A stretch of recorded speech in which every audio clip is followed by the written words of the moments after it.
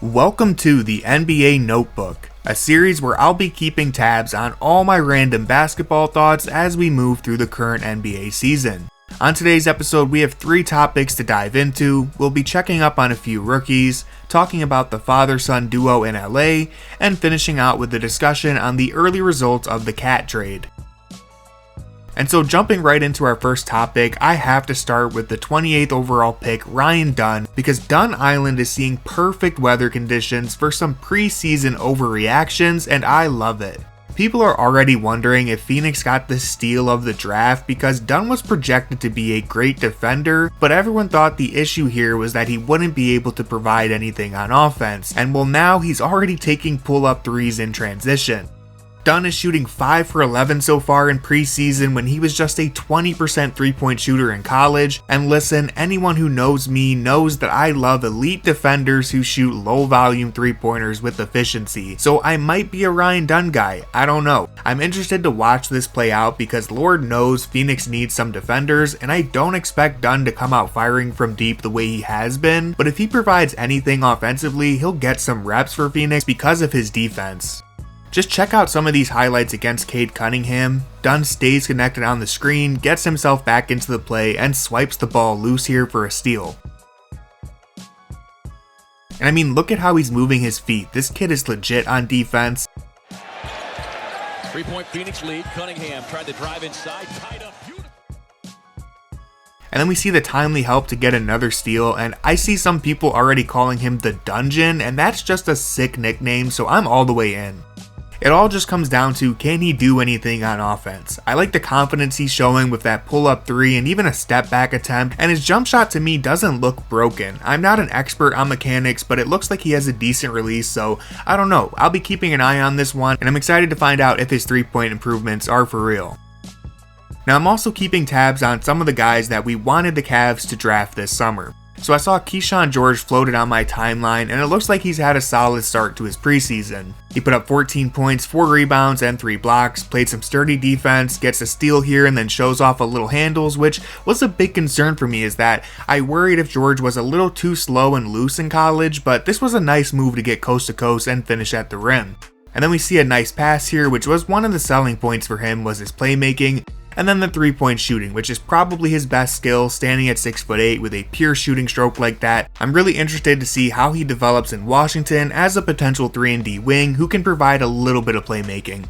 And then lastly, for our rookie discussion, we gotta talk about Zach Edey because I may owe him an apology.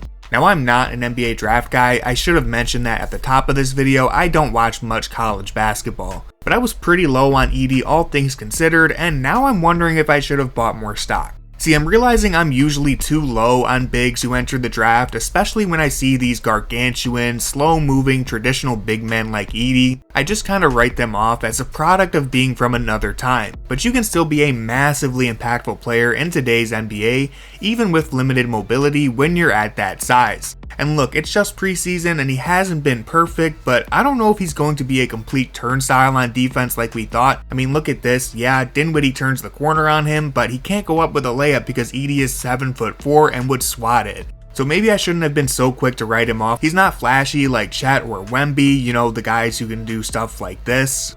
But Edey could be a game changer defensively in drop coverage. He's landed in a perfect situation to be a screener and rim finisher with the Grizzlies. And also, if he can shoot the ball at all, then that's obviously huge. I mean, he's basically Brook Lopez with 3 extra inches at that point. And so it's not really a surprise that he's the current favorite to win Rookie of the Year. I'd probably bet on him as well. So even though he's not as fun as those hybrid unicorn bigs, I think I'm coming around on Edey after one preseason game. That's all it really took for me. Moving to our next topic, this is going to be a quick one because I only have a few things to say about Bronny and Bron. The first is that this is awesome. I mean, who could complain about this? Seeing a father-son duo sharing the floor is objectively cool. It's unheard of in professional sports. It's incredible. It's such a fun and great moment that we should all enjoy, but unfortunately, the discourse has been very toxic and unnecessary. So that's my second part of this. Who cares? Why do you care what the Lakers did with the 55th pick in the draft? It's the 55th pick. those things usually don't matter much. It's not like the Lakers punted on anything meaningful or took a huge risk.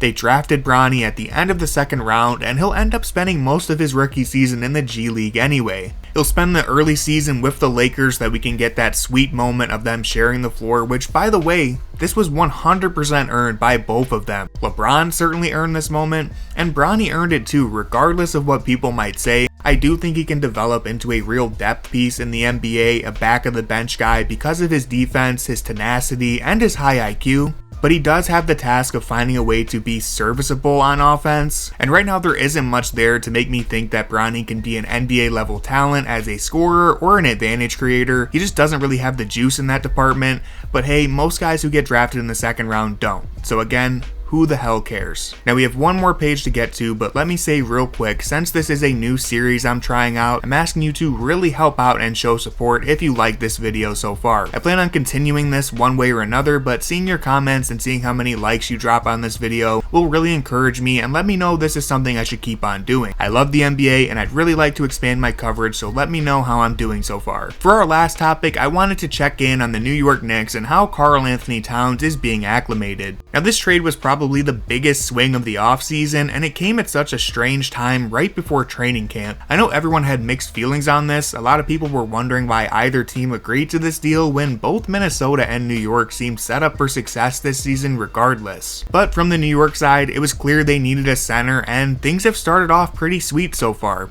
His first possession ended in a 30-foot bomb from Cat, and the spacing that he can provide to Brunson and this Knicks team is just absurd. He's one of the best three-point shooting bigs of all time, and he's going to a team that really struggled to space the floor last season.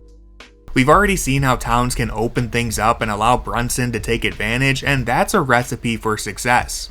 But right now, we are still in the honeymoon phase. My question is, how bad can this get?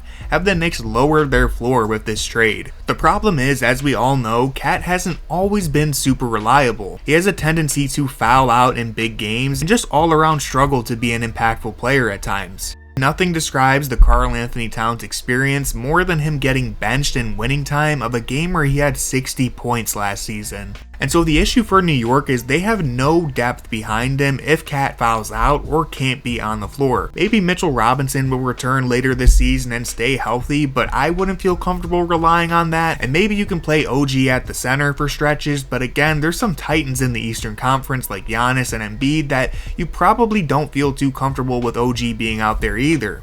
So I think New York has given themselves a shot at the title if all of this works out, but it does come at the cost of putting themselves right on the edge of a cliff. Because the Cat experience could turn south in a hurry, and the underrated aspect of all of this is losing Donte DiVincenzo. The dude had one of the best three-point shooting seasons in league history last season, and it feels like that really went unnoticed. He was a lights-out shooter and really carried them at times with his scoring. He was putting up 22 points per game when Brunson was out last season, and the issue now is without Donte or Julius Randle, the Knicks are kinda screwed if Brunson gets hurt. Now that was always going to be the case, and Brunson is a tough, durable guy, so it might not be an issue, but Cat is less reliable than that combo of Randle and DiVincenzo in a scenario where Brunson gets hurt.